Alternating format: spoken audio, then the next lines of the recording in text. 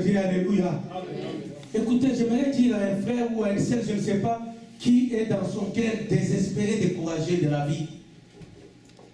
Il y a de l'amertume dans ton cœur. Laisse-moi te dire de la part du Saint-Esprit que c'est dans les moments difficiles, c'est dans les moments de preuves difficiles que Dieu éprouve l'amour que les gens ont pour lui. J'aimerais te dire, toi qui te sens désespéré, découragé par des épreuves, tu es dans le découragement. Laisse-moi te dire que c'est dans le découragement que Dieu éprouve que réellement qui sont ceux qui m'aiment. Est-ce que tu aimes Dieu? Ne te décourage pas. Dieu a fait cela avec Abraham un jour. Il a donné à Abraham des enfants dans sa vieillesse. Abraham avait déjà 90 ans. Je te dis ceci de la part du Saint-Esprit. Toi qui es découragé, parce que tu as l'impression que rien ne marche, tu es découragé des épreuves, tu es lassé. Laisse-moi te dire de la part du Saint-Esprit ce matin qu'Abraham n'a fait pas d'enfants. Il a eu des enfants quand il avait plus de 90 ans. Et dès qu'il a eu les deux enfants, Dieu va lui demander de chasser le premier. S'il demande sa femme, il va lui demander, oui, laisse-la partir, chasse-la avec sa mère. C'était trop dur, c'était une épreuve. C'était difficile. Et Abraham a accepté. Il a chassé Ismaël avec sa mère. Il est resté avec Isaac, l'unique qui lui restait. Quelques temps après, Dieu va lui demander, va sacrifier Isaac pour moi. Prends ton fils, ton unique, amène-le et égorge-le pour moi. Peut-être quand tu entends Dieu, il avait demandé à Abraham de sacrifier Isaac, tu ne sais pas comment ça devait se faire. Abraham devait aller avec son fils unique, son unique fils, qu'il a eu à 99 ans, et l'égorger comme un mouton. Pour obéir à Dieu, c'était des épreuves. Et Abraham a obéi. Laisse-moi te dire, bien-aimé, que le prêtre ou les épreuves que tu as ont eu fin. Parce que Dieu est le maître des temps et des circonstances.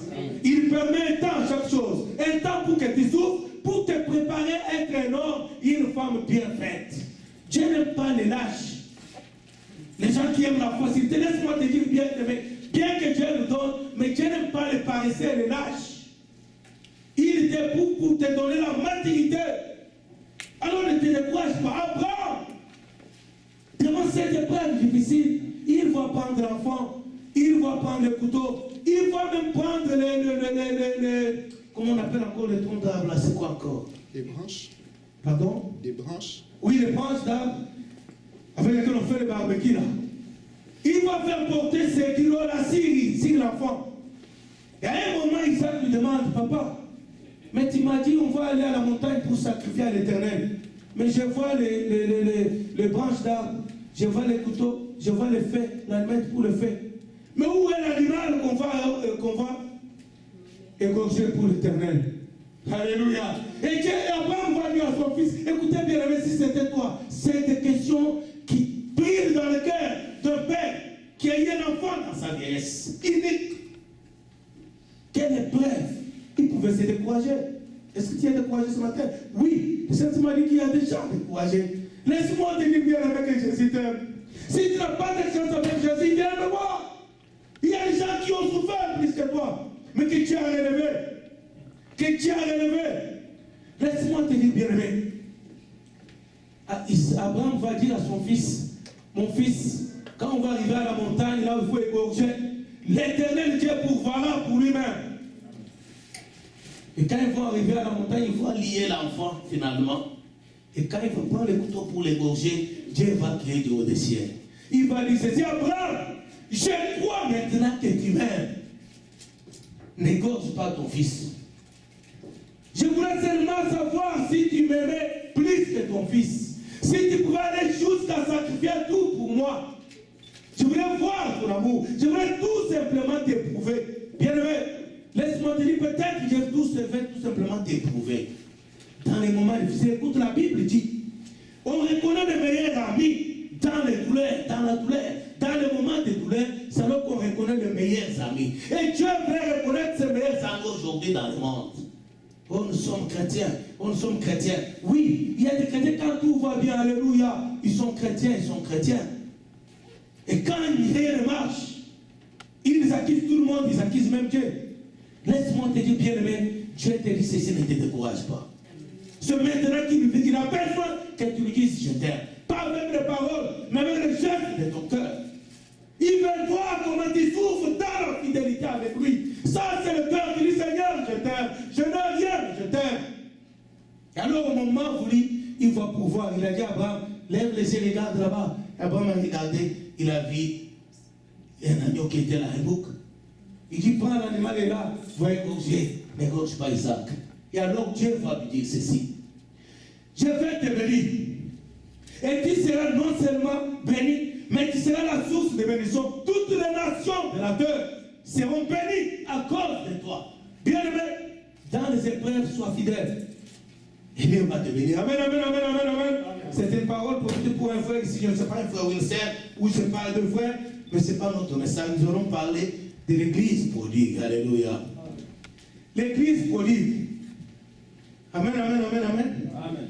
Et notre texte, débat se trouve dans l'évangile de Luc, au chapitre 15, le verset 11 jusqu'à 32e verset. Luc, chapitre 15, verset 11 jusqu'au 15e verset. Luc, chapitre 15, verset 11 jusqu'au 32e verset. Luc 15, 11 à 32, c'est longue lecture. Je vais directement commencer à vous l'expliquer. Mais allez-y sur Luc, l'évangile de Luc, chapitre 15, verset 11 jusqu'à 32. L'église prodigue. Dans le texte, on parle de l'enfant prodigue. Mais Dieu m'a inspiré par le Saint-Esprit de parler de l'église prodigue parce que finalement, ce n'est pas seulement une personne. C'est toute l'église de Jésus-Christ aujourd'hui qui devrait faire la démarche de l'enfant prodigue. Alléluia. L'église de Jésus-Christ est malade. L'église est souffrante. L'église est en humiliation. Et c'est l'église qui devrait s'élever pour faire la démarche de l'enfant prodigue. Ce n'est pas un homme, ce n'est pas une personne. C'est toute l'église qui doit faire la démarche du fils prodigue. Dans ce texte, bien-aimé, la Bible nous parle d'un père qui avait 2 enfants. Et la Bible nous montre dans ce texte que ce père-là était riche. Il était fort riche. Il avait ses 2 enfants. Amen, amen, amen, amen. Laisse-moi te dire avant d'aller plus loin, bien-aimé, tu le merveillais d'être chrétien. Tu le vraiment merveilleux d'être chrétien. Parce que tu fais partie des enfants qui ont un père non seulement riche, mais aussi puissant pour être, non seulement il a des solutions, mais il est lui-même la solution pour toutes sortes de problèmes de l'homme. Et ça, c'est merveilleux d'avoir un tel type comme papa. Se merveilleux parce que quand on a un Dieu, un Père tout suffisant, tout puissant, qui peut tout, et à tout moment, et en toutes circonstances, et en tout lieu, il peut intervenir, et intervenir avec gloire, avec puissance. Mais il est merveilleux d'être son fils ou sa fille. Alléluia. Amen. Et voilà qu'il y avait ces 2 enfants qui étaient ils avaient cette faveur-là, d'avoir un père riche, qui était immensément riche. Hélas, ces 2 enfants, ils étaient encore des jeunes, j'estime qu'ils étaient des ados. Et comme des ados, ils ne devraient pas quitter la maison parentale, ils ne devraient pas quitter la famille. Dans le plan de leur papa, ils n'étaient pas disposés à se séparer de ses enfants. Il avait des richesses. Mais comme vous savez, on établit le testament que quand on tend vers la vieillesse, et quand même on a établi le testament, on ne donne pas les richesses aux enfants tant que le testataire est encore vivant. C'est-à-dire un homme riche, il a ses enfants, il peut faire le testament en faveur de ses enfants, mais il a encore avec ses enfants, il voit donc les richesses leur seront cédées quand il va mourir. Alléluia. Amen. Mais, hélas, l'un des 2 enfants, et puis tu es le plus jeune, va préférer la liberté. Il va souhaiter se gérer lui-même, gérer sa vie lui-même. Il va trouver qu'il est automatiquement, il est vraiment suffisant, il peut se suffire lui-même. Il est capable de gérer sa vie lui-même. Il est capable de prendre des décisions lui-même. Il est capable de faire les choix lui-même. Il est capable d'aller où il veut, quand il veut, avec qui il veut, comme il veut. Il est capable, il croit qu'il est capable de résoudre toutes sortes de problèmes. Ce qui n'était pas la pensée de son père. Sinon, son père, s'il avait compris que 2 de mes enfants ici, ils sont déjà capables, il aurait pu lui-même les libérer. Il a dit, écoute, vous êtes des adultes, maintenant prenez chacun sa part, allez habiter chez vous, épousez, allez vous marier. Alors, c'est ce que chaque parent responsable fait. Dès que ses enfants sont plus âgés, il leur dit, écoutez bien aimé, débrouillez-vous, s'ils ne veulent pas partir, débrouillez-vous. Moi, j'ai parlé avec David hier, je lui ai dit, écoute, mon ami, si tu ne te trouves pas une fiancée, moi je vais t'en trouver. Amen, amen, amen. Parce qu'il a fêté ses 23 ans avant-hier. C'est avant-hier? C'est avant-hier? Oui. Je lui ai dit, écoute, mon ami a 23 ans. Moi, je me suis marié à 23 ans. Je lui ai dit, mon ami a 23 ans, si tu ne te trouves pas une fiancée, dis-moi, je vais t'aider. Alléluia. Écoutez bien, aimé, ça c'est un père naturel. Quand il voit que l'enfant commence à grandir, il l'incite à prendre ses responsabilités. Amen, amen, amen, amen. Mais ce père-là, dont on parle dans la parole de Dieu ici, il n'avait pas à retrouver que ses enfants étaient capables de se prendre en charge. C'est ainsi qu'il ne pouvait pas leur parler de ça. Il avait encore besoin d'être avec ses enfants. Il voulait encore passer du temps, beaucoup de temps avec ses enfants. Il voulait encore qu'en passant le temps avec mes enfants, ils vont me connaître, ils vont apprendre à me connaître, ils vont apprendre comment moi je gère la vie, les difficultés de la vie, les épreuves de la vie, les combats de la vie, toutes les souffrances, les calamités dans la vie. Moi, les papas, je les gère comment? Il faut que mes enfants soient avec moi, autour de moi, pour qu'ils puissent voir quand il y a obstacle, quand il y a difficulté, quand il y a maladie, quand il y a des problèmes, comment est-ce que je gère? Et alors, je pourrais alors les libérer. Ils ont acquis l'expérience. Je suis sûr que quand ils vont partir, ils seront capables d'affronter les problèmes et de les résoudre eux-mêmes. Hélas, les jeunes enfants lui trouvent que non, il est déjà capable. Alléluia. Et il dit à son père, donne-moi la part de mes richesses. Je suis capable, moi. Amen, amen, amen, amen. Écoutez, bien aimé, on ne peut être capable que quand on est devant un problème, une épreuve, et qu'on puisse s'en sortir.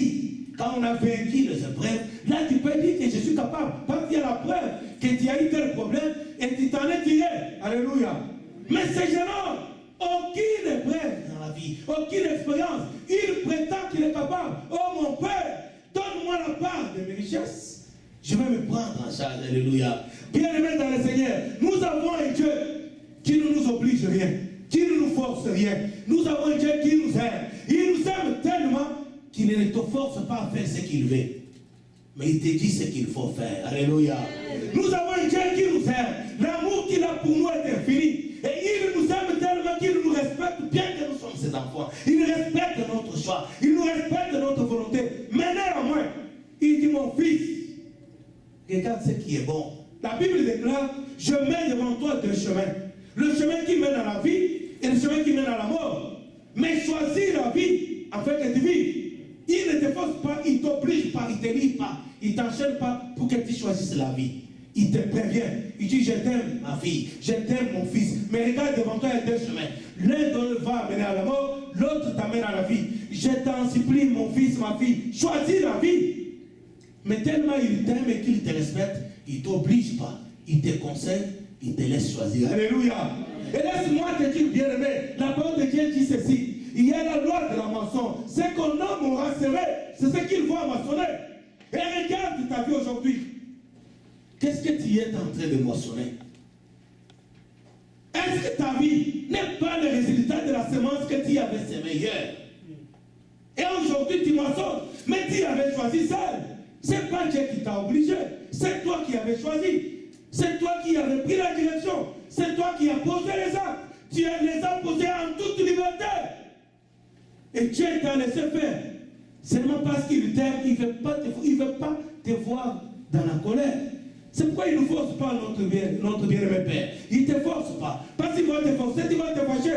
Amen, amen, amen, amen. Nous sommes des parents. Nous avons des enfants. Quand nous les obligeons de prendre la direction qui est bonne pour eux, nous les obligeons. Tu dois prendre cette direction. Nous voyons les réactions des enfants. Ils se fâchent. Mais quand on dit, mais écoute, c'est bien pour toi.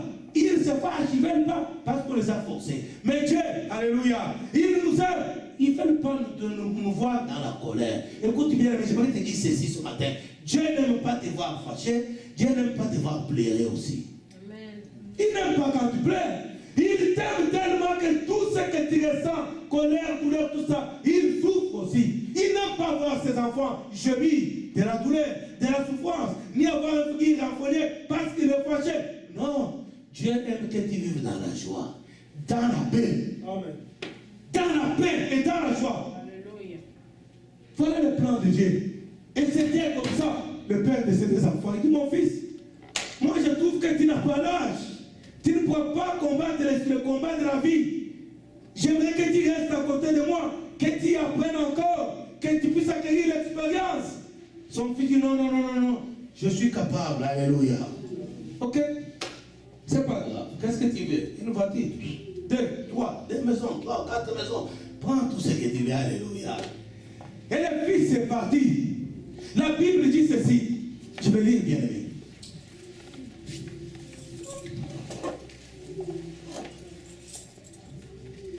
Luc chapitre 15.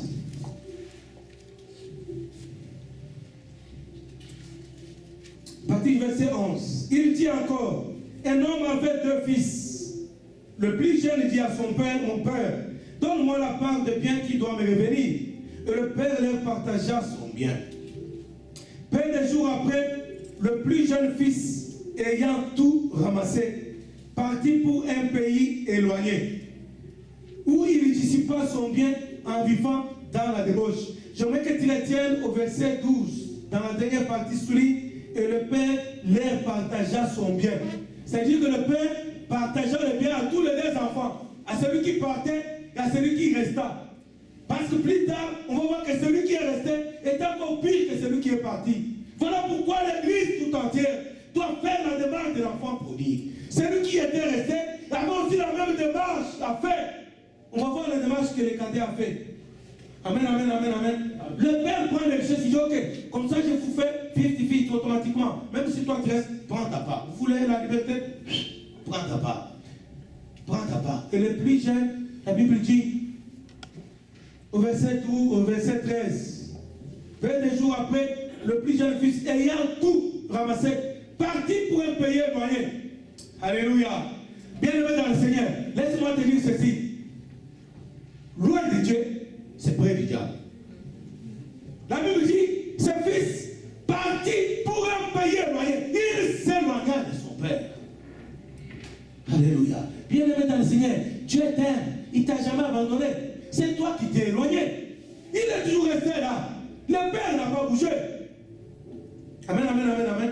Le père ne s'est pas déplacé. Il n'a pas changé de résidence. Il est resté là. La Bible dit que le plus jeune, ayant tout ramassé, il s'éloigna. Il est là pour un pays éloigné. Il a choisi de s'éloigner de son père. Mais laisse-moi te dire, bien-aimé, si tu es éloigné de Dieu, loin de Dieu, si tu ne le sais pas, ça veut dire égal à près du diable. Amen, amen, amen, amen.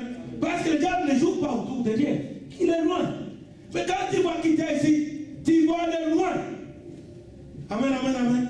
Il va t'accueillir, lui. Bien-aimé dans le Seigneur.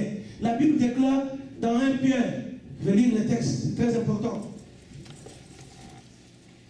1 Pierre chapitre 5, verset 8 à 9. La Bible dit ceci. 1 Pierre chapitre 5, verset 8 à 9. La Bible déclare. Soyez sobres et veillez, car votre adversaire, le diable, rôde autour de vous, comme un lion rugissant, cherchant qui il va dévorer. Soyez sobres et veillez, car votre adversaire, le diable, rôde autour de vous. Écoutez bien aimé, rôder, c'est un mouvement de rotation, il tourne. Il tourne. Il ne tourne pas là où nous sommes, il tourne autour, c'est à l'extérieur. Je vais vous expliquer. En tant qu'enfant de Dieu, cette estrade est comme la parcelle de notre Père. Et nous, ces enfants, nous sommes dedans. Ça, c'est la muraille. C'est la muraille. Nous sommes dedans. Et les diables, qui étaient aussi créés par Dieu, qui étaient dedans, qui avaient péché, qui avaient voulu prendre le pain de Dieu, Dieu l'a chassé ici, il s'est retrouvé en dehors. C'est alors qu'il avait commencé à être le diable. Le diable, c'était l'ange de Dieu. Il n'était pas au commencement, le diable. Et là, il s'est retrouvé en dehors. Il a appliqué une grande colère contre Dieu. Une grande colère contre Dieu. Mais le problème, c'est quoi? pas la puissance et la capacité de se venger contre Dieu. Amen, amen, amen, amen. Mais il a la colère terrible contre Dieu. Et qu'est-ce qu'il fait? Quand il te regarde, la Bible dit l'homme était créé à l'image de Dieu. Quand il te regarde, il voit Dieu. Et cette colère qu'il avait de Dieu, qu'il a de Dieu, il voit te la reflet. C'est pourquoi la Bible déclare malheur à la terre et aux habitants de la terre, car le diable a été précipité sur la terre. Amen, amen, amen, amen. Malheur à la terre et aux habitants de la terre, car le diable, on l'a précipité ici. Et quand il te regarde, il voit l'image de Dieu, puis ça lui dit, créons l'homme à notre image, selon notre ressemblance. Et là, toute la colère, il va te dévorer.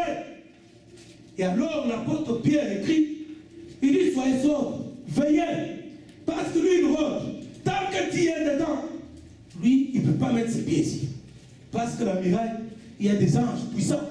Les chérubins protecteurs, ils sont tout autour de la muraille pour empêcher au diable de rentrer là-bas. Il ne peut pas oser. Alors qu'est-ce qu'il fait? Lui, il rôde. Il sait que Dieu ne pardonne pas les rebelles. Il sait que Dieu aime toujours la liberté. Les enfants qui chercheront la liberté, quand ils sortiront de chez eux, et moi je rôde, alléluia. Je me dis, ça veut dire que vous comprenez. Les jeunes enfants, les jeunes fils, la Bible dit quand il a pris ses biens, il s'éloigna loin. Il alla dans un pays lointain. C'est-à-dire qu'il a sorti de la maison paternelle, de la maison familiale. Il est sorti de là où il y a la sécurité. Il est sorti là où les anges et les chérubins protègent. Il est allé. Mais là où il est allé, le diable rôde. Le diable rôde. Bien-aimé, tu es où? Tu es dedans ou tu es dehors? Alléluia. Dedans, ce n'est pas être à l'église, même si tu es venu ce matin. Je vais t'expliquer dedans c'est quoi. Alléluia. C'est pourquoi toute l'église, et le pasteur, toute l'église, le pasteur, le prophète, les apôtres, tous ces gens-là, ils doivent faire la démarche. Vous allez voir dans ce texte, c'est une démarche que tout le monde doit faire. Parce que c'est que l'église, elle prétend être aujourd'hui, mais dans la réalité, ce n'est pas ce qu'il est. Regardez-vous tous combien ont de problèmes ce matin. Regardez chacun dans son cœur combien ont dans la douleur, combien ont de soucis, combien ont de insomnies, combien ne dorment pas bien. Et pourtant, amen, amen, amen, amen. Est-ce que nous sommes enfants de Dieu? Oui. Alléluia. La Bible déclare ceci, les hommes de notre Père, c'est la joie. C'est la joie et la paix chaque jour, chaque seconde, chaque minute. Alléluia. Regardez dans vos cœurs. Nous devons faire la démarche du Fils prodigue pour retrouver la joie, pour retrouver la paix, pour retrouver tout ce que nous avons dit. Ne nous trompons pas en venant danser ici et chanter et donner les offrandes de Dieu. Non, ne nous restons pas dans la distraction. Que personne ne vous séduise, que personne ne vous trompe. Oh mon frère, ma soeur, écoute bien levé, je ne serai pas méchant de t'appeler païen. C'est bien pour toi. Parce que ça va t'interpeller à chercher Dieu, à te rencontrer avec Dieu. Mais si j'étais cajole, je te caresse, oh bonjour ma soeur, bonjour ma frère, tandis que tu vis dans le péché caché, que toi tu se connais dans ton cœur, je suis un ennemi, je suis même un sorcier pour toi. Pourquoi? Parce que Christ va revenir et il va dire, je ne vous ai jamais connu. Laisse-moi te dire la vérité, bien-aimé. Laisse-moi te dire que je t'aime. Et le fait que je t'aime, je dois te dire la vérité. Tant pis si tu vas quitter. Beaucoup nous ont quittés. Oh, cette parole de Dieu. Mais Jésus-Christ lui-même, on l'avait quitté. Il est venu, il a trouvé les gens qui enseignaient dans le temps, qui promettaient moi une merveille, mais qui promettaient moi une merveille aux pécheurs. Et Dieu a dit non, non. Il a envoyé d'abord Jean-Baptiste. Dieu savait que quand il allait descendre lui-même, il allait mener l'évangile que les hommes n'allaient pas accepter. Parce que les hommes sur la terre, ils étaient habitués à voir les Élie faire des miracles, les Élisée faire des miracles. Oh, ils étaient bien. Ils allaient au temple, ils portaient des grandes robes avec des versets bibliques pour montrer que, alléluia, c'est qui marche dans la sainteté. Mais dans leur cœur, c'était des méchants. Ces gens-là, qui ont attrapé une femme en adultère, qui l'ont amenée devant Jésus. Oh Seigneur, il faut la lapider. Moïse a dit qu'il faut la lapider. Mais où est l'homme avec qui elle était dans l'adultère? Alléluia. Regardez ces hypocrites. Depuis quand une femme est en flagrant délit, ils ont amené une femme. Oh Seigneur, nous l'avons attrapé en flagrant délit d'adultère. Moïse nous a dit, quand vous attrapez une femme comme ça, il faut la lapider. Oui. Moïse avait dit, il faut la lapider. Le pauvre Moïse n'avait pas dit, il faut lapider la femme. Toute personne qui va avec une femme qui n'est pas sa femme, et lui et sa femme, et la femme, vous les attrapez, vous les amenez sur la place publique, vous les lapidez. Voilà ces méchants hommes qui allaient dans le temple, qui enseignaient la loi de Moïse, qui étaient même habillés en robe avec des vêtements publics, qui étaient là à contrôler les autres, ceux qui ne permettent pas en pratiquer la loi. Ceux qui ne t'attendent, qui n'ont pas pratiqué la loi, ok, tu es lapidé. Mais même, race de vipères, disait Jean-Baptiste. Et même ils ne pratiquaient pas. Des hypocrites. Mais ils étaient là à contrôler les autres. L'église aujourd'hui, il y a des gens qui se mettent ici, qui ne font pas eux-mêmes ce qu'ils demandent aux autres. Et ils disent aux autres qu'il faut faire cela. Ils disent aux autres qu'il faut faire cela. Mais eux-mêmes, ils ne font pas cela. Maintenant, ils se mettent aussi en robe. Hein.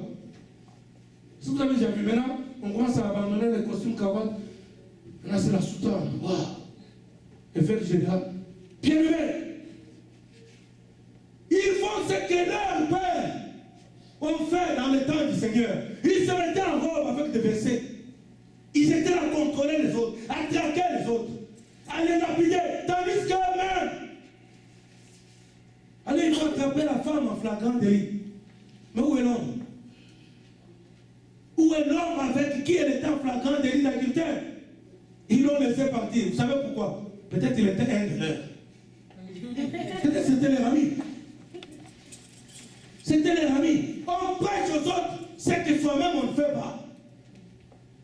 Ou alors si on ne veut pas prêcher la vérité, comme on le fait eux-mêmes le péché, alors ils prêchent autre chose. Alléluia. Soyez bénis. L'or et l'argent appartient à Dieu. Alléluia, ma soeur. Nous sommes dans le royaume du Seigneur. Oh, l'or et l'argent appartient. Nous sommes riches. Et quand tu sors, c'est les factures. Tu ne sais pas les payer. Ils t'endorment. Ils te distraient. Ils sont dans la distraction. Ils sont en train de t'endormir. Jusqu'à ce que tu vas te réveiller. Jésus-Christ sera déjà de retour. Et toi, vous allez rester dans les promesses. Des promesses qui ne se réalisent jamais. La parole de Dieu déclare que les promesses de Dieu sont oui et amen. Donc ce qu'il a dit, il l'accomplit. Sauf qu'il ne l'accomplit pas dans la vie des pécheurs. Alors c'est bien de mes pécheurs ne pouvant rien nous dire. Il nous endort. Il nous endort. Il nous endort. Et les années passent. Allez dans ces églises-là qu'ils prétendent être les vrais, les grosses. Oui. Mais qu'est-ce qu'ils sont, les membres qui sont là depuis 5 ans? Ils sont toujours les mêmes. Ils sont toujours les mêmes. Il n'y a que lui. Quand on avait commencé, il n'avait rien. 2 ans après, il s'achète la maison sur les toits de peuple. Les pauvres messieurs là. Et puis il continue à dire, oh non, et l'argent appartient, Dieu m'a béni. Et moi, pasteur, quand est-ce qu'il va me bénir? Amen, amen, amen, amen, amen. Bien-aimé dans le Seigneur. Cet enfant va aller plus loin. Il va aller dans un pays lointain. Oh bien-aimé, loin de Dieu, c'est près du diable. Tu es où, bien-aimé? Est-ce que tu es avec Dieu? Ou tu es déjà loin? Dans un pays lointain. Adam et Ève, quand ils ont péché, quand Dieu les a créés, ils vivaient dans la présence de Dieu. Des enfants de Dieu. Amen, amen, amen, amen. Adam et Ève, 2, créés par Dieu. L'homme le plus puissant, l'homme le plus riche était leur père. Ils vivaient dans sa présence. Jour et nuit, ils étaient dans sa présence. Chaque jour, ils étaient dans sa présence. Il n'y avait pas la mort, il n'y avait pas la maladie, il n'y avait pas la pauvreté, il n'y avait pas les crimes, il n'y avait rien, il n'y avait rien. Il n'y avait que la joie, l'abondance, la richesse. Ils étaient là, 2. Jusqu'au jour où les gens vont venir les séduire. Ils vont leur dire, Dieu sait que si vous mangez ce fruit-là, vous allez devenir comme Dieu. Ça veut dire ceci, vous êtes déjà capable de dépendre de vous-même. Pourquoi vous restez ici avec lui? Vous êtes capable de vous gérer vous-même. Et ils ont accepté. Et quand ils ont accepté, les malheurs vont commencer ces jours-là. Bien-aimé, laisse-moi te dire. La Bible dit qu'ils vont aller se cacher loin de l'Éternel. Quand ils ont mangé le fruit, la Bible dit qu'ils se rendirent compte qu'ils étaient nus. Alors ils vont aller se cacher. Bien-aimé, Dieu ne t'a jamais abandonné. Il t'aime. La preuve est que ce matin, si tu veux rentrer, il est prêt à te recevoir, bien-aimé. Il ne t'a jamais abandonné. Adam et Ève n'ont jamais été abandonnés. Ils ont laissé Dieu là. Ils vivaient dans sa présence. Ils jouissait de toutes les richesses, de toute la sécurité, de toute la paix, la joie. Mais ils ont préféré se gérer eux-mêmes. Ils sont entrés dans un pays lointain comme cet enfant prodigue. La Bible dit qu'ils sont allés se cacher. Et Dieu, l'Éternel des armées, écoute bien aimé, non seulement il a laissé là où il est, mais il te poursuit même. Ça fait longtemps que tu entends dans ton cœur une voix qui te dit arrête. Non seulement tu l'as abandonné, tu es allé loin de lui, mais il te poursuit. Combien de fois tu as entendu même pas quelqu'un te dire mon frère, ma soeur, arrête. Même dans ton cœur, même si quelqu'un t'a jamais, mais dans ton cœur, quand tu fais certaines choses, tu entends une voix qui te dit c'est pas bon. Dieu te poursuit, il te tend la main. Il va poursuivre Adam et Ève. L'homme, où est-il? Il tend à l'homme la main pour se repentir. Bien-aimé, ce matin, Dieu te demande où est-il? Où est-il, bien-aimé? Où est-il, bien-aimé? Amen, amen, amen, amen, amen, amen. Oh, soit où est ce verset? Qu'est-ce que la Bible dit? Au verset 14, au verset 13, peu de jours après, le plus jeune fils ayant tout ramassé, partit pour un pays éloigné, où il dissipa son bien en vivant dans la débauche. Il va dissiper tout. Il va tout dissiper. La Bible déclare.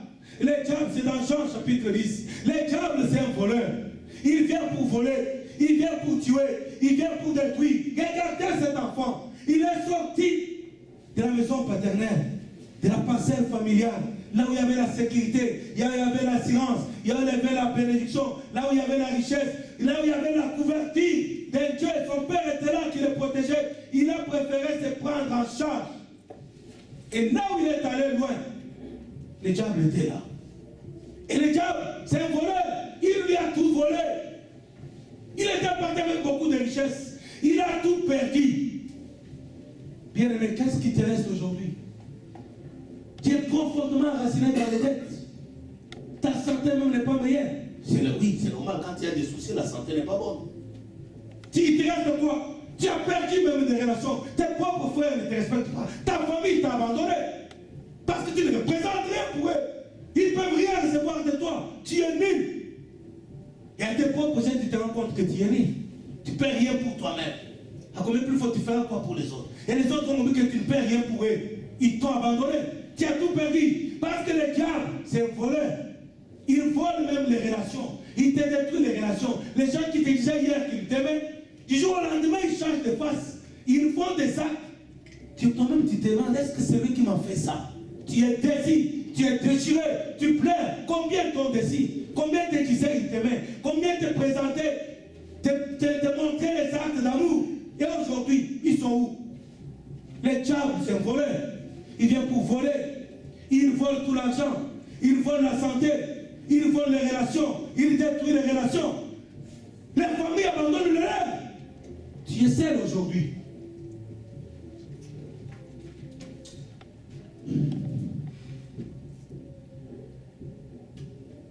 Verset 14. Lorsqu'il eut tout dépensé, une grande famine survint dans le pays et il commença à se trouver dans les besoins. Il alla se mettre au service d'un des habitants du pays qu'il envoyait dans ses champs, gardant les pourceaux. Alléluia. Cet enfant qui travaillait dans la société de son père, où il y avait beaucoup de richesses, voilà, il a préféré se gérer lui-même. Bien-aimé, Dieu ne t'a pas créé pour que tu gères ta vie toi-même. La vie que tu as ne t'appartient pas. Jésus a payé pour racheter ta vie. Cette vie appartient à Christ parce que lui a donné sa vie pour te racheter, toi, bien-aimé. Ce n'est pas ta vie. Tu n'as pas tous les droits de la gérer comme tu veux. Laisse-lui gérer ta vie. Donne ta vie à Jésus. Laisse-lui gérer ta vie. Tous les domaines de ta vie. Et tu vas être béni. Mais tu as préféré gérer ta vie toi-même. Tu fais ce que tu veux. Tu vas où tu veux, avec qui tu veux. Et tu gères ta vie toi-même. Mais le résultat aujourd'hui, cet enfant a fait la même chose que toi. Et la misère est tombée sur lui parce que le diable lui a tout volé. Et quand le diable lui a tout volé, il va aller chercher du travail. Alléluia. Loin de Dieu, c'est près du diable, bien-aimé. Il était chez son père où il travaillait dans toutes les richesses. Voilà le travail qu'un étranger va lui donner. Il va regarder les pauvres. Vous savez, les cochons, les samedis, on nous a expliqué ici comment ils vivent dans la saleté, dans l'impureté. Voilà l'enfant d'un homme riche, dont le père n'était pas encore décédé, dont les richesses n'étaient pas encore dissipées. Tu souffres, pourquoi bien aimé? L'or et l'argent appartient à Dieu. Oui, l'or et l'argent appartient à Dieu. La guérison de nos corps physiques, c'est Dieu. Oui, c'est vrai. Alors pourquoi tu souffres? Cet enfant va commencer à souffrir. Mais son père était encore vivant. Son père était toujours riche. Mais lui, il fallait tout ce qu'on lui donne pour l'humilier. Pour l'humilier, non seulement l'humilier. Vous savez, quand un enfant d'un homme riche se retrouve en train de garder le cochon, c'est un monsieur qui n'est même pas riche. Ça veut dire quoi? Les gens qui connaissent son père disent, ah, c'est la honte même de son père. Et aujourd'hui, tu trembles ta Bible, tu dis je suis chrétien ou chrétien, et le père qui te regarde. Alléluia. Il se demande, mais c'est quel chrétien? Regarde sa vie. Oh là là. Cet enfant faisait même la honte de son père. Écoute bien aimé, tu as besoin de te réconcilier avec Dieu. Parce que tu fais la honte de notre Père. L'Église fait la honte de Dieu aujourd'hui. Regardez dans la société. Mais les gens, les chrétiens ne sont pas respectés. Les pasteurs encore beaucoup plus. Ils ne sont pas respectés. C'est la honte. C'est les gens qui se moquent. Oh le pasteur a fait ceci. Oh le pasteur a fait cela. Oh le pasteur. C'est tout les païens. Ils parlent avec délectation. Donc c'est des sujets qui font rire les païens. Qu'est-ce que nous sommes devenus, chrétiens aujourd'hui? Gardiens des cochons. Il fallait le travail. Écoutez bien, mais le diable ne paye pas bien. Il l'engage à garder les cochons. Il ne lui paye pas. La Bible dit qu'il va se retrouver dans la faim. Écoute, non seulement il n'est pas payé, mais il a l'intention de ne pas manger les aliments des cochons. Alléluia. La Bible dit qu'il désirait même manger les couches des cochons. Mais on ne lui donnait pas. Donc, tu gardes les cochons, tu leur donnes les couches, ils ne touchent pas. Qu'est-ce que tu es devenu ta vie? Cet homme, cet enfant, est devenu moins valeureux que les cochons. Les cochons même avaient plus de valeur que cet homme.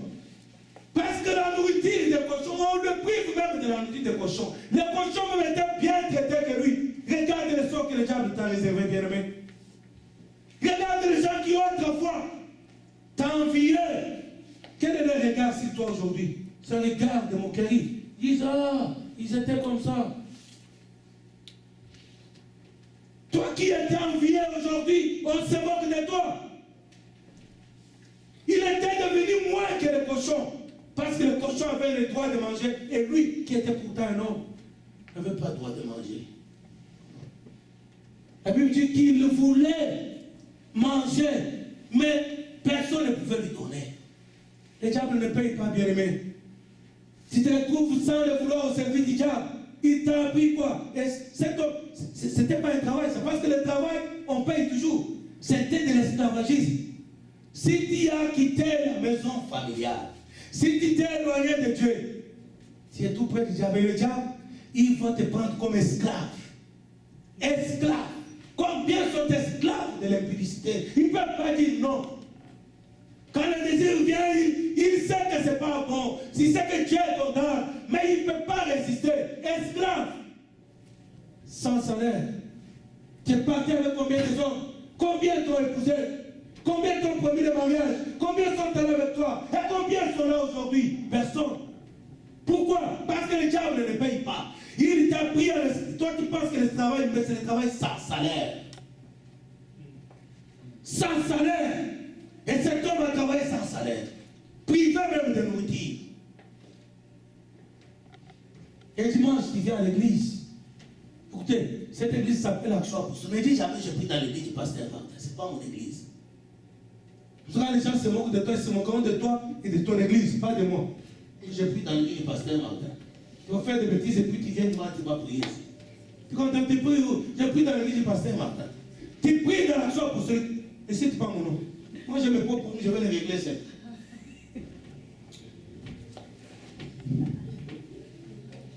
Je prie dans l'église du pasteur Martin, on te regarde là. Pasteur Martin, vraiment. Amen. à l'église, pasteur Martin. Ne me cite pas dans tes histoires. Écoutez, qu'est-ce que la Bible dit, bien-aimé? Le verset 16. Il aurait bien voulu se rassasier des carouges que mangeaient les pourceaux, mais personne ne lui en donnait. Verset 17, bien-aimé. C'est ce que Dieu te demande ce matin. Verset 17, la Bible dit, étant rentré en lui-même. Alors il se souvient, alléluia, que mon père est riche. Il se souvient que même les domestiques, même les ouvriers dans la maison de mon père, ont de quoi manger. Tandis que moi, je cherche même à manger la nourriture des cochons. Donc même les choses que les cochons laissaient, c'était les déchets, il fallait les envoyer à la poubelle. Tu n'as pas le droit de manger. Il a tellement souffert qu'il s'est souvenu. La Bible dit, il est rentré en lui-même. Bien-aimé, aie pitié de toi-même. Rentre en toi-même. Regarde ta souffrance, ça doit durer.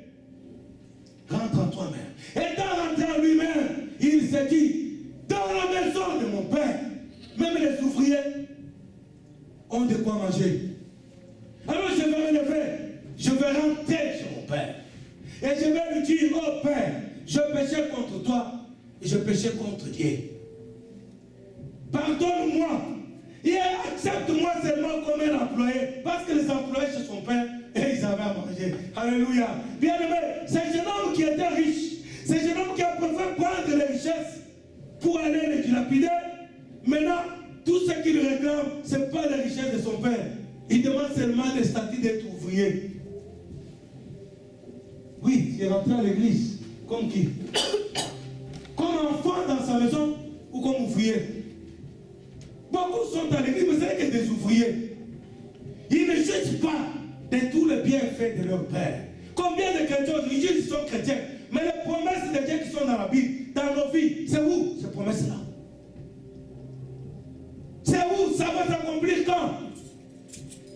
Nous ne sommes que des ouvriers, bien-aimés. Mais nous ne sommes pas des ouvriers. Nous sommes les ayants droit. Nous sommes les ayants droit. Cet enfant, il oublie même, écoutez, la souffrance l'a tellement amorti. La souffrance l'a tellement animalisé,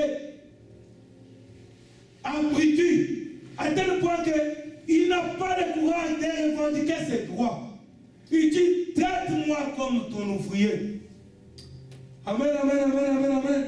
Mais dans ce texte plus bas, écoutez, notre Père, ce n'est pas quelqu'un qui est là pour te condamner, ni pour te juger. Ce n'est pas quelqu'un qui attend que tu fasses une longue démarche jusqu'à lui. Dès que tu penses, ce matin même, dès que tu vas prendre la décision de revenir auprès de lui, c'est lui qui va venir vers toi. La Bible déclare, son Père l'ayant vu, il n'a pas attendu qu'il vienne jusqu'à lui. Il va courir vers son enfant. Alléluia. Il va l'embrasser. Et quand, lisez la Bible, quand cet enfant commence son discours, oh Père, je vais t'ouvrir, son père l'arrête. Il n'a pas laissé terminer le discours, parce que ta place, ce n'est pas un ouvrier, c'est un ayant droit. C'est pour toi les bénédictions. Alors toi, tu as l'église comme ouvrier. Et puis il y a un pasteur qui te dit, oh moi je te pose les mains, c'est moi tu vas me bénir. C'est moi les bénédictions, c'est pour moi. Mais tu as l'église comme ouvrier. Il y a les autres qui te disent, oh non, je vais te poser les mains. Oh quand je te pose les mains, tu rejettes l'onction de finances. Il n'a plus rien, c'est un arnaqueur. Qu'il ait posé les mains à sa femme s'il a l'onction de finances. Sa propre famille était dans la pauvreté. Toute sa vie, il a grandi dans la pauvreté d'ailleurs. Regardez tous ces aventuriers là. Oh, je te pose les mains, j'ai le ministère de finances. Et ton père, il a quelle finance? Et tes frères, regardez ses frères, c'est des pauvres. Alors l'onction de finances, il vient ici pour imposer les mains à l'onction de grâce. C'est dans laquelle. L'onction de finances, c'est toi qui l'as. Tu l'as perdu parce que tu es allé loin de ton père. Le diable t'a volé cette onction. Tu en as qu'à besoin de faire la démarche pour rentrer chez ton père. Quand tu vas rentrer chez ton père, ne viens pas avec les pensées de petitesse. Pour être ici et attendre que le pasteur Martin prie pour toi. Non! Oh mon père, prends-moi comme un ouvrier. Son père, lisez la Bible. Son père là, il a arrêté. Il n'a pas fini son discours. Parce que Dieu ne te voit pas comme ouvrier. Il te voit comme ayant droit. Il te voit comme propriétaire. C'est bénédiction, c'est toi. Ce n'est pas quelqu'un d'autre qui, toi ici, commence à distribuer les bénédictions. Les ouvriers, ils travaillent à la fin du mois.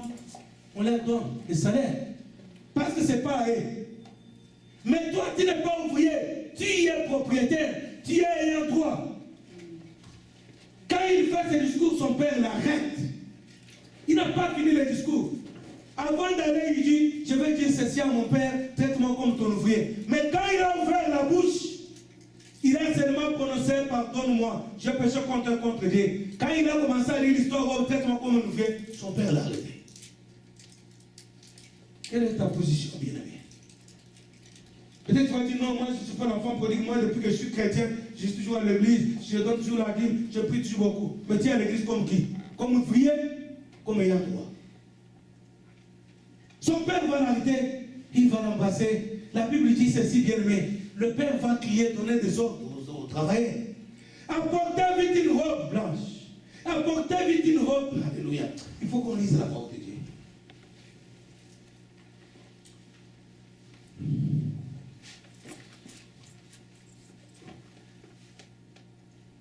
Le verset 20. Il se leva et alla vers son père. Comme il était encore loin, son père le vit et fit émis de compassion. Il courut se jeter à son cou et le baisa. Le fils lui dit, mon père, je péché contre le ciel et contre toi. Je ne suis plus digne d'être appelé ton fils. Mais le père dit à ses serviteurs, le père arrêta un mauvais discours. Tu es digne d'être fils de Dieu, bien-aimé. Tu es digne d'être fils de Dieu. Ne dis pas, je ne suis pas digne d'être ton fils. Il a commencé son discours. Oh, j'ai péché contre toi. Je ne suis pas digne d'être ton fils. Son père automatiquement arrête. Il crie. Comme ne te trompe pas, ils sont nombreux les arnaqueurs. Ils nous ont appauvris. Ils se sont achetés des maisons. Écoutez bien, aimé. Il y a des assemblées où on fait des cotisations seulement pour acheter les bâtiments, comme si on est locataire. Cotisons pour acheter les bâtiments, on cotise, tout le monde cotise. Les gens souffrent, ils se privent de biens, ils se font de violence, ils font des sacrifices, ils donnent pour qu'on achète les bâtiments de l'église. Et quand on va acheter les bâtiments, c'est au nom du pasteur. Le pasteur va seul signer les papiers, c'est au nom du pasteur. Et quand il va mourir, à qui sera le bâtiment? Ça, c'est des arnaqueurs. Après, il va te dire, il va te bénir. Tu ne seras pas béni. Son père, là, qu'est-ce qu'il dit, son père? Mais le père dit à ses serviteurs, apportez vite la plus belle robe et l'en revêtez. Écoutez bien, aimé. En temps même, quand ils ont péché, la Bible dit qu'ils se sont retrouvés l'image de la pauvreté. Ce jeune homme, étant parti loin de son père, il a été volé par le diable. Le diable l'avait dépouillé. Il était pauvre. Il était rentré pauvre. Et son père, automatiquement, première action, couvre-lui sa dignité, enlevez-lui sa pauvreté. Qu'est-ce que l'Église est aujourd'hui? L'Église est pauvre spirituellement. La Bible nous étale la liste des bénédictions, des dons spirituels, des miracles. Nous en parlons dans la Bible, mais dans la vie courante, rien. Revêtez-lui de la plus belle robe. Cachez sa dignité, cachez son humiliation, cachez sa pauvreté, cachez-lui ça, je ne veux plus voir ça. Notre Dieu, il ne veut pas voir ta pauvreté, bien-aimé. Il ne veut pas voir l'humiliation que tu es en train de vivre. Il ne veut pas voir ça, ses yeux. Cachez-moi tout ça, donnez-lui la plus belle robe. Amen, amen, amen, amen, amen. On va lui donner la plus belle robe. Il dit, apportez l'anneau. Vous voyez ça là? Apportez l'anneau, mettez-lui l'anneau au doigt.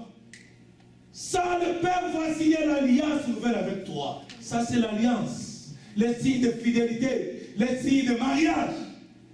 Le Père est encore là. Il te promet sa fidélité. Il te promet sa fidélité. Il va signer une nouvelle alliance avec toi. Et il te garantit la fidélité. Ce n'est pas le mariage comme les hommes. Oh, pour le meilleur et pour le pire. Et quand le pire arrive, personne n'est là. Des bandades, tout le monde. Chacun va dans son coin. Divorce. Mais quand on se marie, quand pour le meilleur et pour le pire, lui, c'est pour le meilleur et pour le pire. Cachez-lui la pauvreté, mettez-lui l'anneau au doigt. Il te jure fidélité, il te garantit la protection. Alléluia. Qui veut se marier avec l'époux Jésus, le meilleur époux? Il veut se marier avec l'église. Il va bientôt rentrer pour les noces avec l'église. Mettez-lui l'anneau. Il te garantit la protection, la fidélité. Il va prendre soin de toi. Il va te chérir. Il va t'honorer. Il va te valoriser. Fils fidélité, mettez-lui l'anneau d'alliance. Qu'est-ce qu'il fait le Père?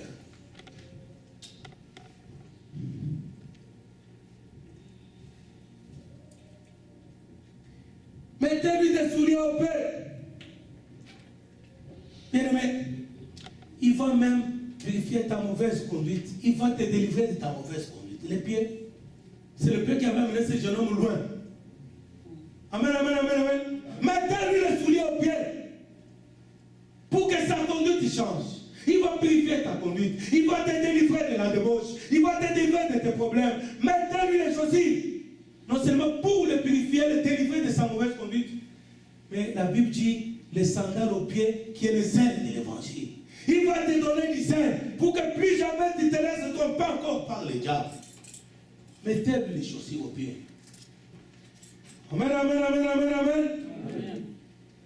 Qu'est-ce qu'il dit le Père? Après les chaussures, alléluia, amenez le vos gars et la fête commence. Bien-aimé dans le Seigneur, si vous lisez Exode chapitre 5, je dis toujours c'est les ébats de brèche. Exode chapitre 5, la Bible dit ceci. Dieu a envoyé Moïse, va dire à Pharaon, laisse aller mon peuple, pour qu'ils aillent célébrer une fête à mon honneur. La vie chrétienne, Dieu nous a délivrés, pas pour qu'on vive une vie de lamentation. On veut prier, les gens pleurent, les gens pleurent. Non. C'est une fête, une vie de réjouissance. On ne peut pas faire la fête s'il n'y a pas la joie. Mais regardez l'église aujourd'hui. Quand on veut prier, les femmes commencent à pleurer. Les hommes même pleurent. Vous pleurez quoi? Dieu dit à Moïse, dit à Pharaon, qui est l'image du diable, qui bloque les gens captifs dans ce monde, le prince de ce monde, qui a bloqué les gens captifs. Dieu dit à Moïse, va lui dire, qu'il laisse ces gens-là qu'il a capté, il a en captivité, qu'il laisse ces gens-là qu'il fait souffrir, pour que ces gens-là aillent au désert, pour m'offrir une fête. Notre vie sur cette terre, c'est une fête. C'est pas le pleurs, c'est pas le plainte, c'est pas l'amertume, c'est pas la désolation, c'est la fête, c'est la joie chaque jour. Amen, amen, amen, amen, amen. Et la fête commence, bien-aimés. Amenez les vôtres et la fête commence. Ils vont commencer à fêter.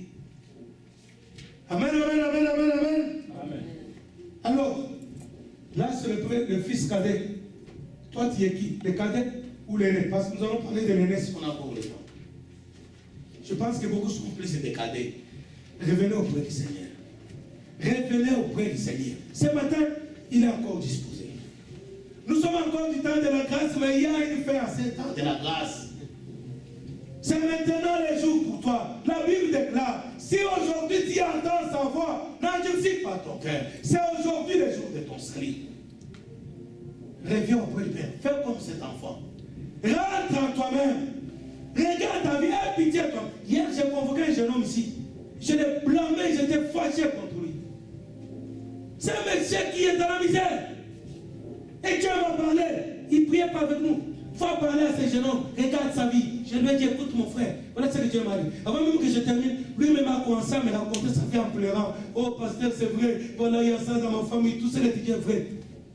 J'ai dit, écoute, viens me voir au bureau. Je lui ai dit, mon frère, Jésus est la solution.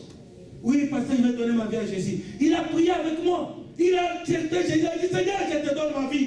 Et tout de suite après, on ne les voit pas. On les cherche, on ne les voit pas. Hier, je l'ai dit, j'ai dit, viens au bureau. Il est venu là ici. Je lui ai dit, écoute mon ami, tu te rappelles ce que tu m'avais dit? Dieu m'a donné un message pour toi. Avant que je commence à te dire le message de Dieu, avant que je termine, toi-même tu dis, pasteur, ne parle même pas trop, je connais, il y a ça, il y a ça, il y a ça. La misère, la désolation. Tu as pleuré. Tu m'as demandé la solution, c'est quoi? Je te dis la solution, donne ta vie à Jésus. Tu es venu ici, tu as pleuré, tu étais sur cette chaise-là. Tu te rappelles, il dit oui. Tu as pleuré sur cette chaise-là. Tu as dit, j'ai donné ma vie à Jésus. Et qu'est-ce que tu fais aujourd'hui? Aie pitié de toi-même. Je lui ai dit, moi, est-ce que c'est les sorciers ou c'est toi qui es sorcier de ta vie? Aie pitié de toi-même. Bien aimé, la Bible dit cet enfant étant rentré en lui-même. Au lieu d'accuser les gens, rentre en toi-même. Le problème, c'est toi-même. Étant rentré en lui-même. Au lieu d'aller dans les églises, on vous donne pour t'attendre des sorciers. T'attends aucun problème. C'est toi le problème. Rentre, étant rentré lui-même. Et ce matin, bien-aimé, rentre en toi-même. Et le Père est là. Tu vas faire des pas, lui va faire 5 pas pour venir t'embrasser. Et la fête commence. Et la vie chrétienne est meilleure. La vie chrétienne, il n'y a pas de pleurs. Je ne dis pas qu'il n'y aura pas de problème. La Bible dit, le malheur atteint souvent le juste, mais l'Éternel en délivre toujours. Les problèmes vont venir, oui, mais Dieu nous délivrera toujours. C'est pourquoi j'ai dit le message du Saint-Esprit au début ici, que les épreuves, il y aura une fin. Ce n'est pas toute ta vie. Et la fête peut commencer, bien aimé, ce matin, si tu rentres auprès du Père. Et la fête va commencer. Qu'est-ce qui va arriver? On va prendre 15 minutes de retard parce qu'on a commencé avec 15 minutes de retard. Vous permettez? Je finis mon message. Merci. Quand la fête commence, l'aîné, qui avait aussi eu sa part, la Bible ne dit pas qu'est-ce qu'il avait fait avec sa part de richesse. Lui n'avait pas quitté la maison. Il était resté auprès de son père. Il travaillait pour son père. Mais voilà qu'est-ce que j'ai fait. Je vais attirer votre attention quelque part. Lisons la Bible. Parce que tu dis, moi, je n'ai jamais péché. Moi, j'ai jamais fait quelque chose. Écoutez, cet homme, lui, qui n'avait pas péché. Écoutez ce que la Bible va dire.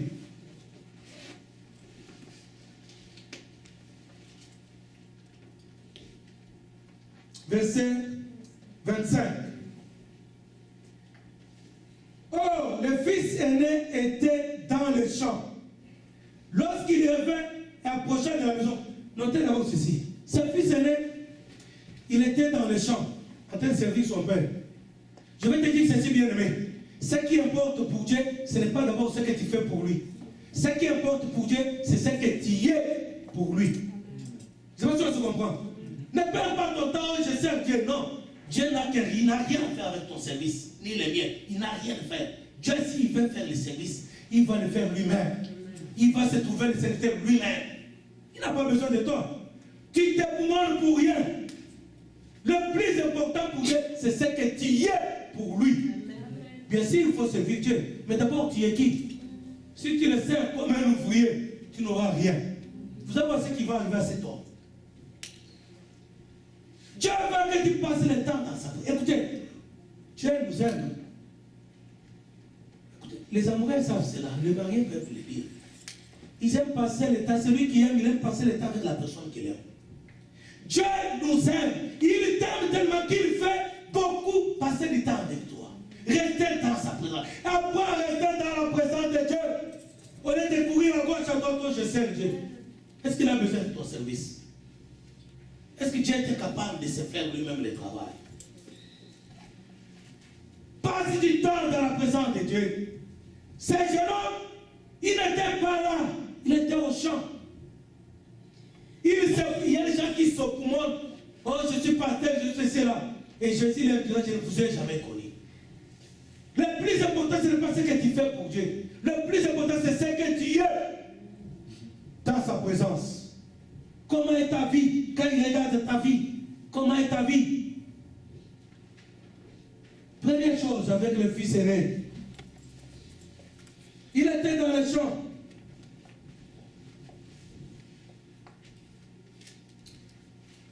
Verset 26. Il appela un de ses serviteurs. Lorsqu'il revint approchant de la maison, il entendit la musique et les danses. Il appela un de ses serviteurs, verset 26. Et lui demanda ce que c'était. Ça veut dire quoi cela, bien-aimé? Ce jeune homme, bien que lui était resté, n'était pas habitué à une vie de fête. Amen, amen, amen, amen. Il est surpris d'entendre la musique. Il est surpris de voir les danses. Il dit, mais c'est quoi ça? Il n'était pas habitué. L'église de Jésus-Christ aujourd'hui, les miracles sont devenus rares. Rares. Dites avec moi rare. C'est vrai, non? C'est bon. Rare le miracle de Dieu. On n'est pas habitué. Il était resté, lui, mais jamais il n'avait entendu les cris de joie. Jamais il n'avait entendu la musique dans la maison de son père. Jamais il n'avait entendu, il n'avait vu les gens danser. Oh, ça devait être la vie de chaque jour. Bien-aimé dans le Seigneur, voyez ce texte à la maison. Le Saint-Esprit m'a réveillé. Qu'est-ce qu'il m'a dit la nuit? Cette fête, si lui était attentif, on était chacun dans son coin pour prier. S'il était attentif, un moment, quand les ennemis m'ont parlé, j'ai crié, les gens commençaient à adorer Dieu la nuit. Cette fête, La Bible dit quand elle a commencé, mais la Bible ne nous dit pas quand elle a fini. Parce que c'est une fête qui n'a pas de fin. C'est une fête de chaque jour. La vie chrétienne, c'est une fête de chaque jour. C'est la joie de chaque jour. Il faut lire ce texte, bien aimé. La Bible nous dit quand la fête a commencé, mais la Bible ne souligne pas la fin de la fête. Notre vie sur cette terre, en tant que chrétien, la joie et la paix, c'est pas seulement. Il y a des gens qui ont la joie quand il a l'argent. Quand il perd de l'argent, finit la joie, finit la paix. Il a en paix quand il a l'argent. Quand il n'a pas l'argent, finit la joie, finit la paix. Non, ça c'est la joie et la paix que l'argent donne, que le monde donne. La Bible déclare, l'Éternel notre Dieu, il va vous donner la paix que le monde ne peut pas donner. Amen. La paix que les milliardaires n'ont pas. Qui est dans la paix. Il n'y a pas à manger, c'est comme si. Alléluia. Bien aimé, vous savez, l'Occident nous a détruit la foi. J'ai vu des hommes en Afrique, 3 jours avec un enfant sans manger. Quand tu vois celui toi qui a mangé, dès que tu te mets là, tu sens la paix t'envahir. Donc, il est porteur de la présence de Dieu. Dès que tu es dans sa présence, alléluia. Bien aimé, j'ai vu des hommes de Dieu. Tu as plein de problèmes. Tu vas chez lui pour lui parler de tes problèmes. Pourtant, toi, tu as l'argent. Pourtant, toi, tu es à la maison, mais tu as des problèmes. Tu vas chez lui pour solliciter un secours du pasteur. Tu trouves chez lui 3 jours. Les enfants n'ont pas mangé. Les enfants sont détaillés comme ça. Ils n'ont pas mangé. Mais dès que tu t'assois, avant même que tu lui parles, tu sens une paix dans sa présence. À tel point que tu as l'impression que tes problèmes sont finis. Quand tu commences à parler, tu as l'impression que tu ne sais même pas formuler encore tes problèmes parce que tu es inondé de la paix. Homme de Dieu qui marche dans la sainteté. Pas des farfelus qui sont de Dieu parce qu'il a un costume qui coûte cher. Dans la paix. Je me demande, mais comment il fait cet homme? 3 jours, il n'a pas mangé. Il est calme plus que moi, qui a tous les âges. Je suis agité par des problèmes. J'ai l'argent, j'ai tout, mais j'ai des problèmes. Lui, il n'a rien. Il est 3, 6, il n'a pas mangé 3 jours.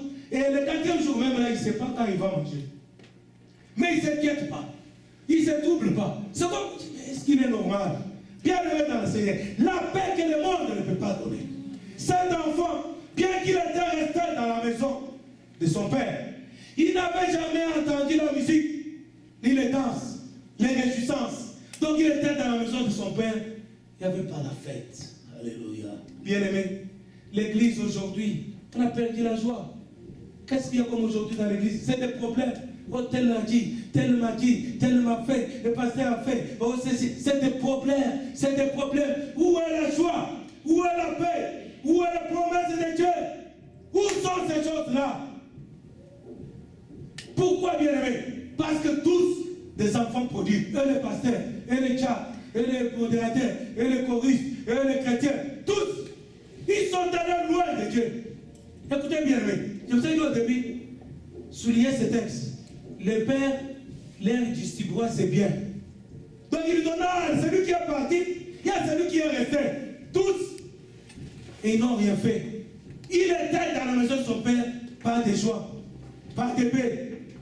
Toujours de la douleur du travail. La douleur du travail. Oh bien-aimé, tu gênes beaucoup, tu pries beaucoup. Pour quel résultat? La douleur. Tu pries beaucoup. Pour quel résultat? La douleur. Il était dans le champ, dans la douleur. Pas de joie. Il demande, c'est quoi ça? Alors on est faux, on dit, c'est la fête mon ami. Tu n'as jamais vécu la fête. C'est ça la fête. C'est ça la vie des enfants de Dieu. Ton petit frère est rentré. Et voilà, ton père a organisé un festin pour lui. Oh, il se fâche. Il va dire à son père, il se fâche. Il va dire à son père, je vais finir mon message par là, bien-aimé, sois attentif. Peut-être tu es l'aîné. Peut-être tu es l'aîné. Je vais te montrer le péché de l'aîné. Tous ils étaient dans le péché. Tous. Sauf que l'autre était allé loin. L'autre était dans la maison, mais il péchait là-bas. Bien aimé dans le Seigneur. Vous savez, quand on devient chrétien, les chrétiens abandonnent vite d'aller dans la boîte de nuit. Ils abandonnent vite l'alcool, même si l'alcool n'est pas clairement défendu. Ils abandonnent vite l'alcool. Ils abandonnent vite d'insulter les gens. Ils abandonnent tout ce qui est visible. Écoutez bien aimé, ils pensent qu'ils peuvent tromper Dieu. Mais ce qui est dedans, ce que Dieu lui voit. Tu abandonnes ce que les hommes voient pour nous plaire que tu as abandonné. Tu vas nous plaire, tu vas nous tromper, on va t'appeler sœur et frère. Mais Dieu, il sait que tu es nul. Cet enfant, il a pensé dribbler son père.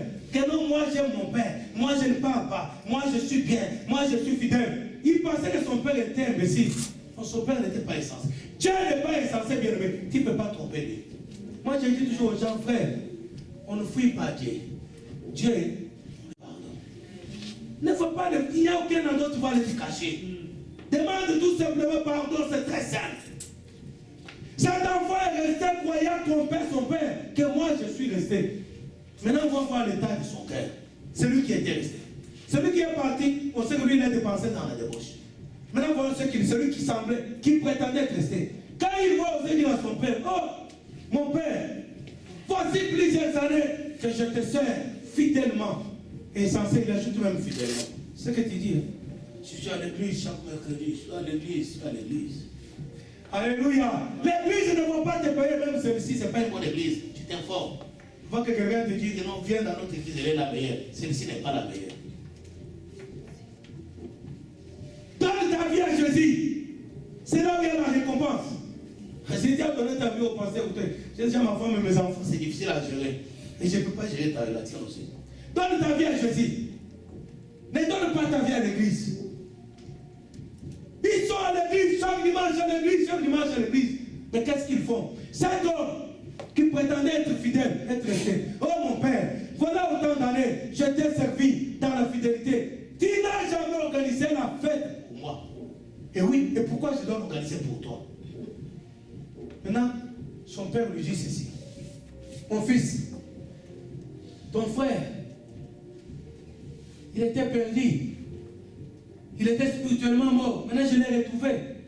On doit organiser la fête. Toi, tu es toujours avec moi. Mais tu n'as jamais changé. Ça, son père ne lui dit pas. Mais on voit, lui-même, il va révéler l'état de son cœur.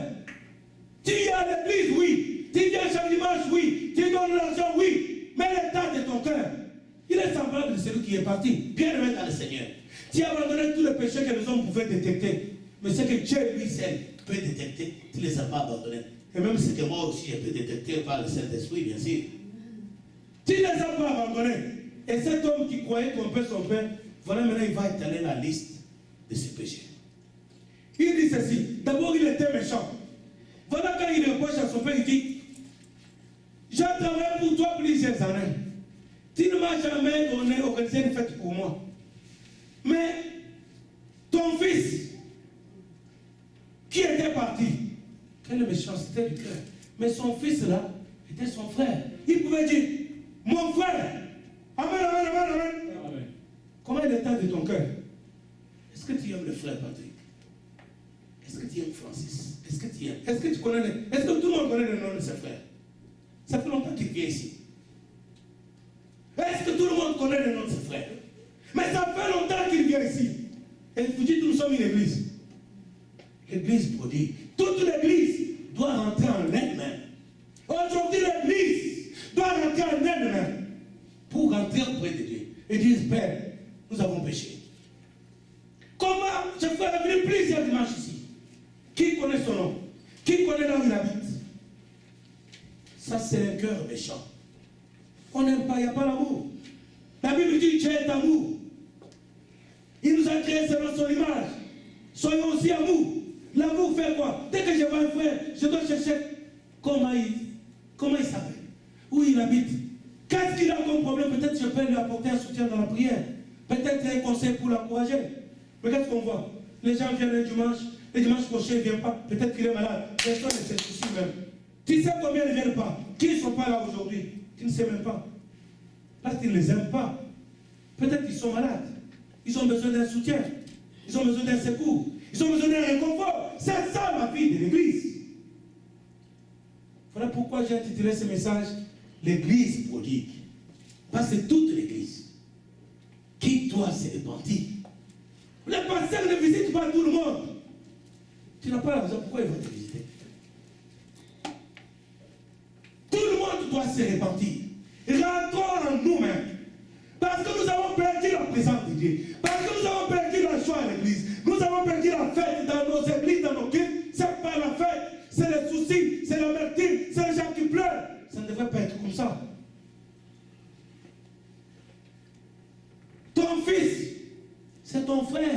ils étaient que deux. Au lieu de dire mon frère, il dit ton fils. Il montre l'état de son cœur. Il n'était pas parti, mais il était resté même méchant. Ils sont dans l'église aujourd'hui. Le méchant, les hommes méchants, les jaloux. Il était jaloux. Parce qu'il a vu qu'on organisait le festin pour son frère. Il voulait que ça soit à lui. Combien tu es toi? Toutes les bonnes choses, c'est toi. Tu n'as jamais apprécié, tu n'as jamais félicité, oh frère, tu es bien habillé. Non. Tu es jaloux qu'on félicite les autres. C'est toi qui dois te féliciter. C'est toi qui dois être belle. C'est toi qui dois être bien habillé. C'est toi qui dois avoir tout pour toi. Jaloux. Ton fils, il était méchant, il était jaloux. De son propre frère. Aujourd'hui, les gens sont jaloux des pauvres. Les églises se divisent aujourd'hui, pourquoi? Il ne veut pas attendre que Dieu le pour prêcher. Oh, pasteur est en train de me casser. Il te casse avec quelle machine? Oh, pasteur est en train de casser mon ministère. Alléluia. L'église est jalouse. La jalousie, c'est l'église. Bien sûr aussi, il y a des pasteurs qui cassent aussi les jeunes ministères. Ils voient que les jeunes qui ont l'étoile, qui semblent être brillés, ils commencent. Chez nous, en Afrique, qu'est-ce qu'on fait? Quand on voit déjà que tu commences à exceller là, on te dit, oh non frère, tu vas l'ouvrir l'église au Bango. Alléluia. C'est au village, ils t'envoient loin. Pour que l'église ne te remarque pas qu'il y a aussi une grâce. La jalousie. Et cet homme était jaloux. Deuxième chose, comment est l'état de ton cœur? Toi qui prétends être resté à l'église, toi qui prétends ne pas aller dans la débauche, toi qui prétends ne pas insulter les gens, toi qui prétends ne pas aller dans les boîtes de nuit, tu dis j'ai tout abandonné, tu me dis Seigneur j'ai tout abandonné mais je n'ai rien, tu n'as rien abandonné. Regarde ton cœur, la méchanceté, la jalousie. Qu'est-ce qu'il est ce monsieur?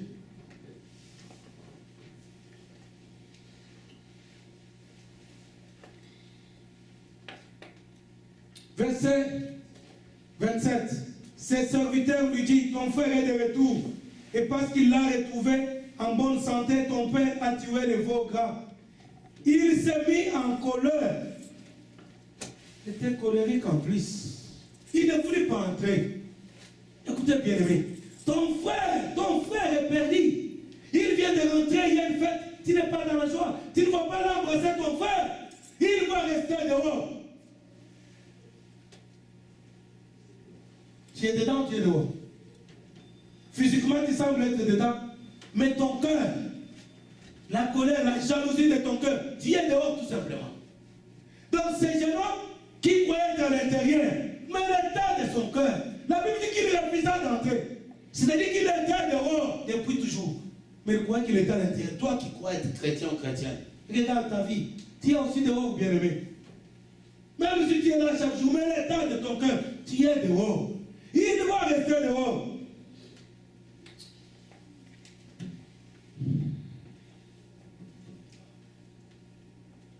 Son père sortit.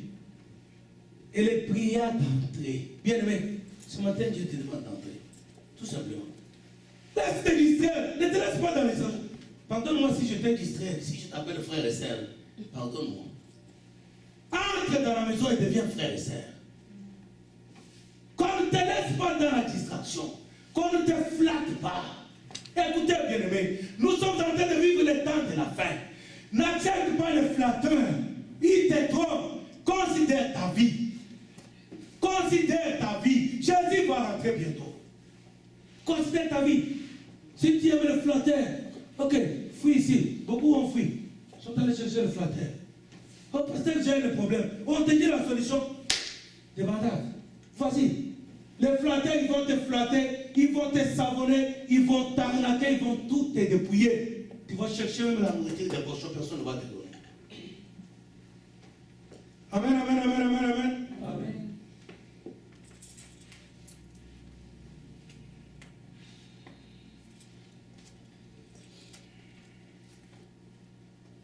Bien aimé, le temps est passé, je vais arrêter par là. Comme ça, il y aura une suite. Alléluia. J'arrête par là, entre seulement. Le Père te demande d'entrer. Alors tu es qui? Le cadet ou l'aîné? Qui es-tu? Bien aimé. Tu te situes où? Tu es cadet ou tu es l'aîné? Cadet ou aîné? Dieu dit ceci. J'ai mis devant toi des chemins. Cher frère bien-aimé, chère sœur, pourquoi tu choisis les chemins mauvais? Ta vie est entre tes mains. Tout peut changer. Le bien et le mal est entre tes mains. La vie et la mort sont entre tes mains. La bénédiction et le malheur sont entre tes mains. Le bonheur et le malheur sont entre tes mains. C'est à toi de choisir. Dieu ne t'oblige rien. Tu choisis quoi? Ça dépend de toi. Tu vas marcher, si tu bascules du côté du malheur, c'est le malheur qui va t'envelopper. Et c'est la mort. Si tu bascules du côté du bonheur, c'est à toi de choisir. J'ai mis devant toi deux chemins. Les chemins qui mènent à la mort et les chemins qui mènent à la vie. Choisis la vie. Viens mettre quelque chose, choisis la mort. Et tu en souffres aujourd'hui. On va se lever dans la prière.